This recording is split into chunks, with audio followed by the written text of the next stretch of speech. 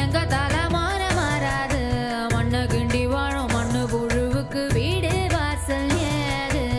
ஐயனாரு சாமி கண்ணை திறந்து பாரு, எங்க சனோ வாழ முன்ன விட்டா யாரு?